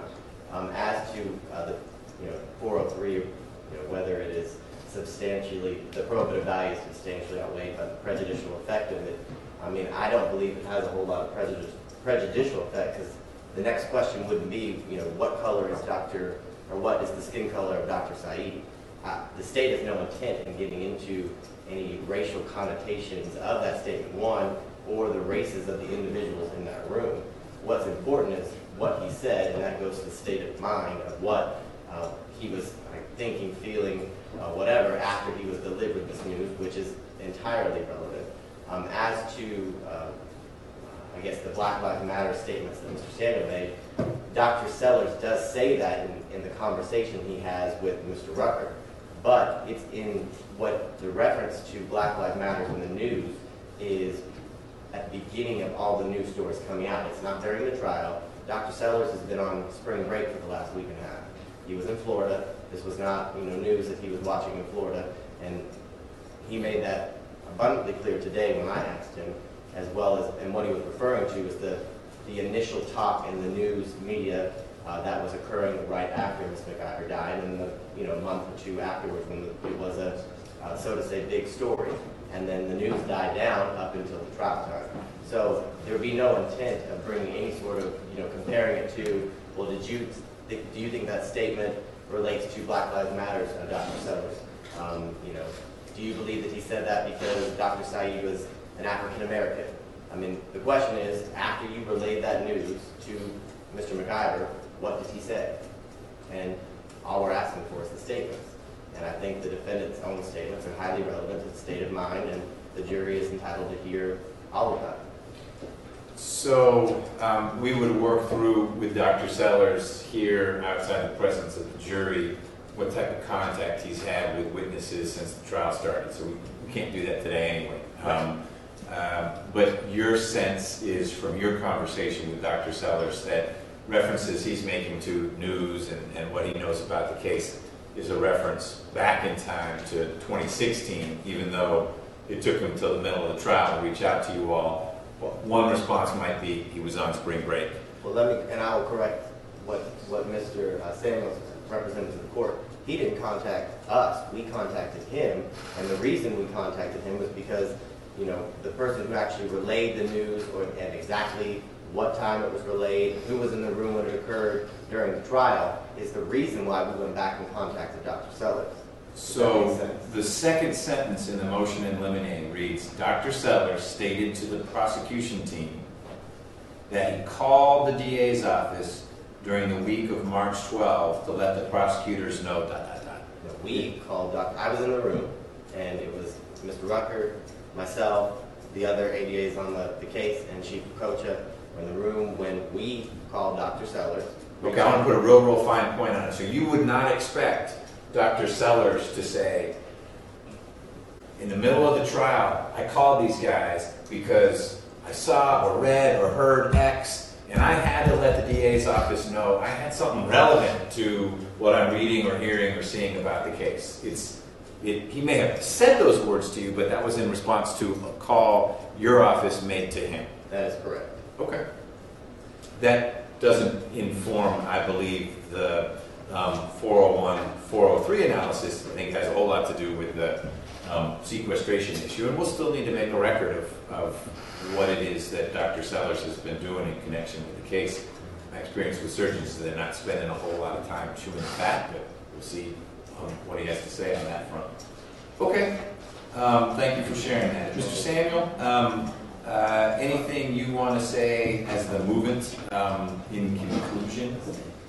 Well, I'm trying to find what led me to put that in the motion that he called, and I'm just looking for, what he says here is... You're looking at a transcript? Transcript. Okay. This is a transcript, which I'll print if my printer is still working, and give you a copy. First of all, the offensive line is Dr. Saeed, who happens to be, again, he was there the whole time, and he, sir, they quote, please just have a seat. He immediately said, don't tell me what to do, boy. And then Mr. Rucker says, who said that? And Dr. Sellers says, Mr. McIver. And then he says, now back to the sequestration issue, I'm not one of those that has to follow every article written, but some people were telling me events along, that was happening in the news along the way. And then I heard the story about, the Black Lives Matter movement, and, saying about safety, and there's some other stuff about some issues in his past. And it bothered me maybe even a year or more after it happened. But Blaine Saeed, he's a person of color. And then says, okay. And Dr. Sellers says, and I thought about that later. I thought, well, again, this probably, here or there, but it didn't strike me at the time. But then I didn't know all maybe the history that came out in the news. So you're reading a whole bunch. You're about to get to a part where you think he says, I called the DA's office to let them know that? I was really, that's kind of the whole issue of the actual merits of the motion where he says that. Okay. It's too many pages for me to sit here and have you watch me read it, but all right. It did lead me to believe. Somehow I was led to believe, but they told me that's not what happened. I take them on their word. Well, we'll also find out from Dr. Sellers. Exactly. Okay. Now, as far as this idea of, well, we're responding to jurors' questions, Mr. Harvey objects, if that's the only reason, but even putting that aside, I'm not serious, I don't remember any juror question that said, we need to know precisely what time a surgeon told Mr. McIver that his wife had died. First of all, it's in the medical record. Second of all, Ms. Armstrong was there. Nurse Armstrong was with him the entire time. She said they were upstairs the entire time. She says what happened. She doesn't say anything about hearing anything offensive. And of course, for the record, Nurse Armstrong was also an African American. She didn't hear anything like that and was with them when the two doctors walked in. And I don't know what juror question is answered by this. I don't know, but I've had a similar reaction. It's fine for either side to be informed in the way they move forward by questions from the jurors, but that's not a basis to do X, Y, or Z. My observation is both sides have asked lots of questions about Mr. McIver's demeanor in the emergency room, in the third floor, with these people, without these people. So that's front and center, period. That we didn't need jurors to make it abundantly clear to me that both sides have asked innumerable questions about demeanor and reactions to the news, etc. So whether a juror asked or not, it doesn't influence me. Well, I thought Mr. Abadi said it was the timing, and that's why we reached out to him, because we needed to know the timing of when it happened. Well, regardless of why they reached out to him, they did. They might call him, and he's not an irrelevant witness.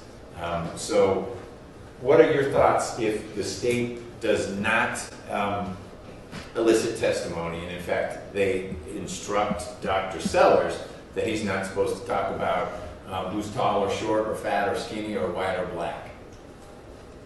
I think it would be obvious from the names of the people who were there. And what is the point? I don't understand. If the point is what was his reaction, meaning his demeanor, which is the other thing that Dr. Sellers will talk about ad nauseum, feigned crocodile tears and all that business, what is the importance of him using that phrase and saying, and by the way, Dr. Saeed was with me? What's the point? I'm happy to, I'll give you my analysis. I mean, it surprises me. It may just be the approach both sides take when we're arguing motions like this. One side seems to forget utterly what it has been arguing, even though we're not arguing yet, and emphasizing repeatedly throughout the trial. It seems real clear to me the relevance of getting into something like this. And so I'm really not struggling at all with 401. I just want to work through 403 and the state's representation that they would handle it the way Mr. Abate said, to me, addresses a significant aspect of the very legitimate 403 concern that you raised in your motion. If they are not claiming at all that race is an issue in this dialogue, just make me happy. Take one word out of the statement. How does it change anything? I mean, who cares if he said, don't tell me where to sit? If the only issue is his tone of voice, the fact that he's not, writhing on the ground in tears, he's not about to jump out of the window because he's so upset, just humor me. If it's not a race issue. Okay. I hear you. I'm not humoring you. That's not my role. They might choose to do that, but but you're saying that they disavow any race issue at all. That's not what I said. Let me tell you how. That's what they're saying. That's what they're saying. This is not race. I don't know why you think this is race, Mr. Samuels. It's got nothing to do with race at all. We won't even mention anybody's race in the room. Well, I didn't hear Mr. Abate. Let me tell you how I'm analyzing, because both sides are entitled to their perspectives. First, I find that the defense has repeatedly and insistently portrayed Mr. McIver as the consummate Southern gentleman who is polite to everyone, calls his wife darling, nice to everyone, just an all-around super good guy, who was absolutely smitten with his wife and devastated by her loss. Anyone who says that's not what the defense has been doing hasn't been paying attention to the trial. The defense has taken steps that put Mr. McIver's character, behavior, his language he uses, and his conduct towards others at issue here. No one forced the defense to do that. The defense elected to do that. It makes sense for the defense to do that. But it isn't without consequence. And so someone who is supposedly the Southern gentleman who was polite to everyone, who when asked by a physician who just tried to save his wife's life, says, "Don't tell me where to sit, jerk. Don't tell me where to sit, asshole. Don't tell me where to sit, pal. Don't tell me where to sit, boy." To me, that's relevant. That is germane to what the jury needs to work through about how Mr. McIver was processing this, how Mr. McIver treats people who are interacting with him. It's a response that is inconsistent with the way the defense has elected to portray Mr. McIver. It is, I think, not a facile statement by the state to say, those are the words he picked. Those are the words he picked, according to Dr. Sellers. And he needs to live with those words if they're relevant to something that we're working through in this trial. And I think how Mr. McIver reacted to personnel he encountered in the hospital is relevant. I do understand, I'm not missing Mr. Samuel's point as to how those words are, that word is, really the whole sentence is problematic because that's not what one might expect in that situation. Although I appreciate, as the defense elicited innumerable times, everyone handles loss differently. Everyone does handle loss differently. But that particular line is a bit out of sync with other things that we've heard during the trial. And so it does have probative value. The prejudicial effect, if the state were to ask Dr. Sellers to tell the jury the race of the other doctor. Frankly, I thought Dr. Sellers was the African-American doctor. I don't know either of these, and that's why I said, oh, I see why we have this motion. But regardless, it certainly has racial connotations. And if Mr. Abate said something contrary to that, I misheard him and I disagreed with him. What I took from the state's presentation is we want to elicit what the defendant said to the doctor when the doctor simply said, I need you to sit down. And that is sort of at the fulcrum of what we're working through here is, how did he process this news for which he's responsible, accidentally or intentionally? The jury will work through that. And to say, well, because that's a somewhat inflammatory statement, we ought to leave it out, I don't think is the proper way to analyze this. This is not about goats. It is about what was going on there in that family room on the operating room floor. And my assessment of this is in no way driven by whether jurors had questions about it or not. Lawyers had questions about all these topics. Witnesses gave answers about all these topics. And this would be another witness being asked similar questions on the same topics. I will require the state to instruct Dr. Sellers not to talk about any physical characteristics of Dr. Saeed. Dr. Sellers can say this is what the guy said and you move on. And don't write it up on the board, okay? This is one I don't want you to write up on the board. Did you just say he said? And the jurors will hear it, you'll hear it. You're going to do what you think is appropriate in closing. But it's not one that Mr. McIver gets to dodge because it's something that maybe wasn't the nicest thing to say in that setting. Appreciating that that is a setting that no one would ever want to be in and could cause folks to act out of character. But I do find that the prejudicial effect of that statement, if it's presented in the way that I've described, really the way that Mr. Abate represented that the state would do it, does not substantially outweigh its probative value, and I'll allow it in, assuming it flows that way. The state needs to realize that it is walking on thin mistrial ice if this doesn't go the way the state forecast. So if Dr. Sellers, because he's a surgeon, decides he's going to tell it like it is, that could have a bad outcome. So you ought to manage that. All that being said, I'm not saying Dr. Sellers can testify at all. because we need to work through the threshold issue of how is he coming into the courtroom right now? Did he get put in a corner by Nurse Sullivan and got a say-so from Nurse Sullivan? Don't know. We'll need to find that out. Sure. And so he'll need to spend a little time in here answering questions from both sides about what kind of contact he's had with media accounts of the case after the trial started, and any kind of contact he's had with folks who testified in the case. And anything else, I'm not limiting it to that, whatever both sides think is reasonable to explore in connection with a 615 violation. And I take Mr. Samuel's point, this isn't about punishing Dr. Sellers. I would love not to have to come in here, maybe not based on how he's described the situation. It's about whether he was given the appropriate cautionary instructions. And we'll work through that at the appropriate time. If something changes about how you expect to work through Dr. Sellers' testimony, we need to talk about that in advance so I can tell you whether that works or doesn't work. Yes, And you all should continue to talk with the defense about this as well if you're thinking about structuring it differently than what we talked about. But it bears repeating.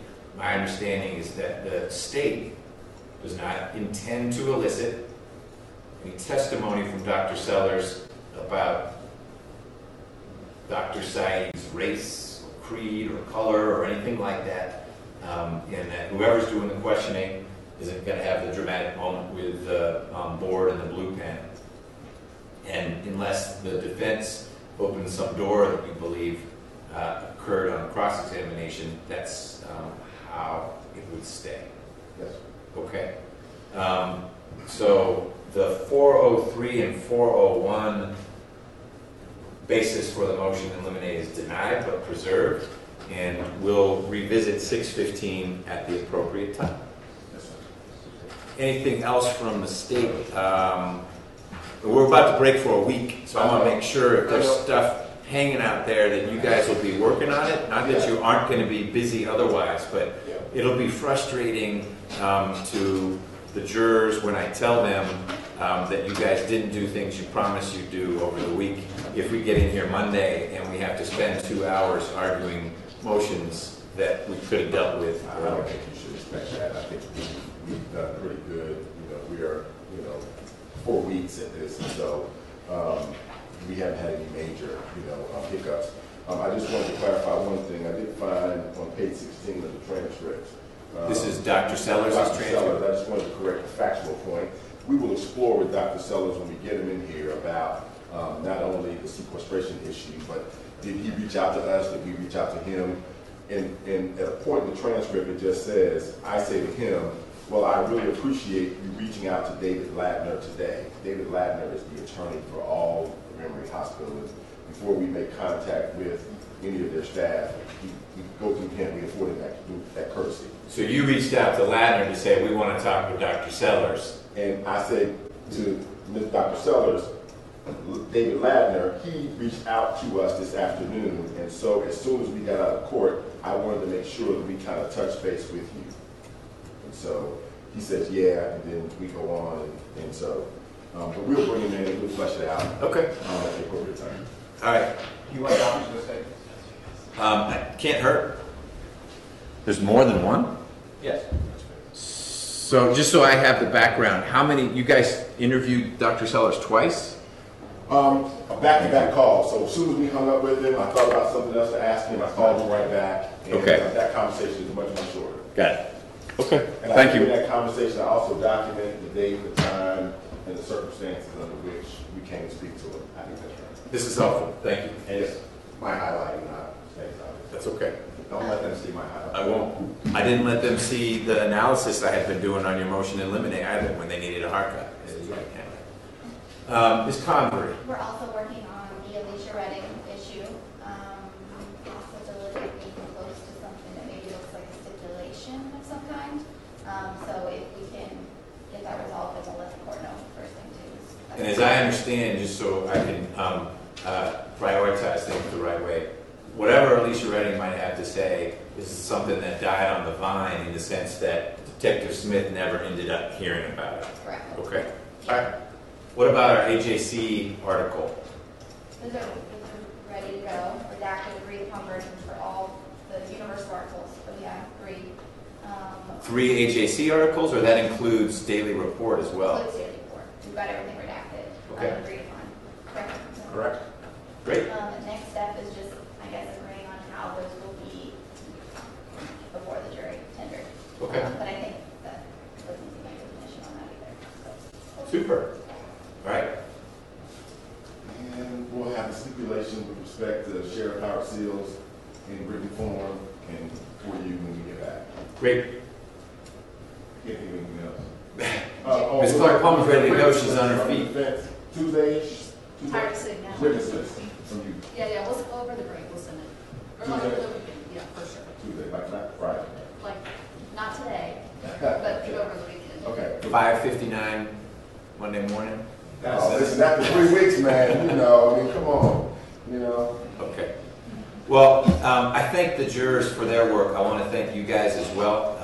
Your Honor, I did oh. actually have a question. Oh, I was about to say nice things about you. Never mind. Okay, what do you have? The state's motion for the jury to do the SUV. Yes. Are we doing that? I was waiting for them to renew it. I've done my homework, so I don't know what the state wants to do, but that was one where I said, get back to me if you want to do it. So you may have just opened a can of worms. No, it's. No, we'll talk about it over the break and we'll communicate about it. And certainly, if we are going to renew our motion for that, we will give you a heads up. We'll send you something by way of email, copy all parties, Okay. so that we can flag it for you. I have reviewed motions, not so much case law, a little bit of case law, and court orders from the Cobb County case, Ross Harris, that happened. Yes. And then even more recently, there was a jury view of an F-250 that flipped up, civil case, not criminal, but Yes. so I'm real comfortable. I have begun to pull together the framework of what the guidelines would be should Yes. something like that happen. Yes. If the court is inclined, I will tell you from my personal experience, Judge John Boger, in a murder case we had, allowed a jury view to a crime scene where a shooting had taken place in an apartment complex. So the particulars about how that's supposed to be done. It turns out that that's different than what you want to do. A drive-by isn't viewed as an evidentiary jury view. I may be using the wrong term, and you guys may correct me, but there's one where you actually, like, the vehicle is sort of a piece of evidence. I know you haven't tendered it, but they're looking at evidence as opposed to zipping by to see, well, this is how the stairwell worked. And because pictures don't work so well, there was going to be a crime scene view with the gentleman who shot the Capitol. That's what I was going to say. Yeah. I remember there was a judge name, I think it was What was it? McBurney. McBurney. That didn't allow it when it was a critical fact in the case. Yeah. I remember. Upon reflection, I should have granted that one. Yes.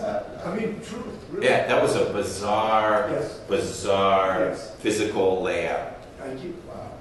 Acknowledging regrets. Acknowledging regrets.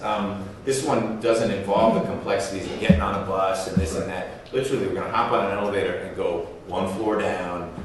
And so really the logistics would be who's standing where, don't talk about it, etc. And so you just work through whether that's something that's going to be pursued, and then if there are defense objections or requests that it be structured one way versus the other, we can work through that. Okay. All right, that's it for the state. Oh, but they were already done. Did you have anything else, Mr. Clark Paul? All right. Well, I'll still say thank you for all the hard work you all have been doing. I know every once in a while we lock horns and we're tired because it's week 100 and it's been taking a while, but you all have upended your own lives to be here and present cogent arguments for the most part, and keep us on schedule and work through lots of complicated things. And so from court reporter to prosecutors to defense attorneys, Mr. McIver, investigators, etc., everyone has, for the most part, behaved well. The only kind of issues we've had have been a few folks who've come in from the outside a little boisterously, and we've had deputies who handle that real smoothly. Media hasn't had their camera fall over into the well or anything like that. So the remainder of the trial goes as smoothly. Don't get out of shape over the week you get off. Okay? Happy Passover, happy Easter. And Monday at 9, I will be accessible all next week. And so if there are issues, as usual, push them through Ms. Lyon. But if we need to be on the phone, we can do that. It'll be hard to be face-to-face on some of the days, but on some of the days, if we had to get together, it's not inconceivable. But certainly reach out to Ms. Lyon if there's something urgent, and we'll see what we need to do. All right? If for some reason we need to get into our room, could we coordinate with? I would work through Ms. Lyon because the deputies there'll be a murder trial going on in here, Judge Brantley presiding, but that'll be, 9 to 4 kind of thing. I don't see why during a lunch break or something you couldn't get in there. To repeat, that room will be locked, accessible only to you guys. So I don't know what the defense team will be for the case Judge Brantley is trying, but they won't be able to get in there. So should you need to reach out to Ms. Lyon, she'll work through Deputy Murphy and we'll get it unlocked. Okay? And I don't know if there's a stateroom that is similarly, but you can get in there if you need it. Okay? Are you guys taking everything home? We can go off the record now. Thank you. Are you? I'm unclear on that. Okay. I believe SB is going to work with Parker. Probably just that. Okay. That way it'd be out of course way. It will not be a problem for, I'm speaking for him, and he can fuss at me, he won't fuss at you guys. If your stuff is out of sight, the trial next week isn't one where there's otherwise going to be a media presence. So you should feel free to leave whatever you want, knowing that it's not secure in the middle of the day. Okay?